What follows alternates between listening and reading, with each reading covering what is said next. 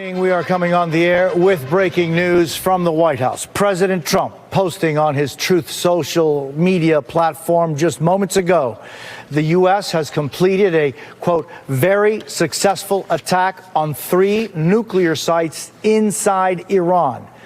The president saying that all U.S. planes are now outside of Iranian airspace. Let's go directly to what the president has just posted on his social media site.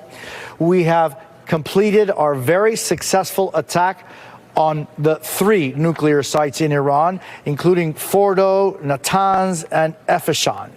All planes are now outside of Iran airspace. A full payload of bombs was dropped on the primary site, Fordo. All planes are safely on their way home. The president continues to state, congratulations to our great American warriors. There is not another military in the world that could have done this. In caps, now is the time for peace. Thank you for your attention to this matter. This all comes after a week of back and forth strikes between Israel and Iran after Israel hit key targets related to Iran's nuclear program. Tonight's news has major implications for American foreign policy, with the U.S. now directly involved with the conflict between Israel and Iran.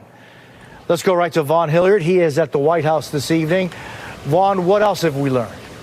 The president just returned from his New Jersey golf course just about 2 hours ago. He came here back to the White House. A Marine has been standing outside of the West Wing as he met with his national security team. And right as this social media post was put out by the president, I saw the Secretary of State Marco Rubio on his phone outside of the West Wing doors. The president just yesterday, when I was with him on the tarmac as he headed to New Jersey, he had put out this idea that Iran had 2 weeks to potentially negotiate a nuclear agreement with the United States and end the Israeli airstrikes into Iran territory.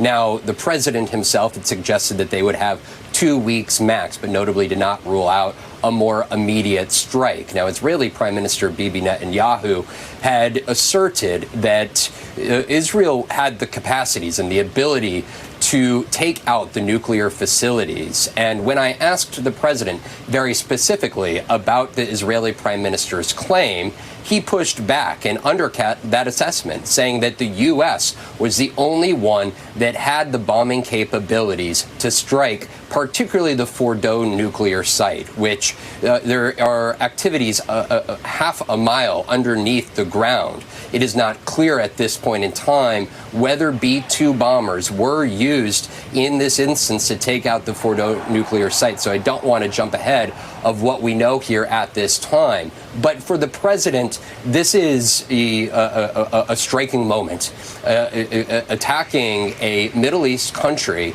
that the president had sought for the better part of the last 2 months to negotiate with. But clearly, the president making the decision to go forward with these strikes, despite Iranian threats that they would respond in kind by attacking U.S. military installations. There are a lot of outstanding questions here about where Iran goes from this moment, but the United States standing in solidarity with Israel, who 1 week ago began that attack with their initial airstrikes into Iran.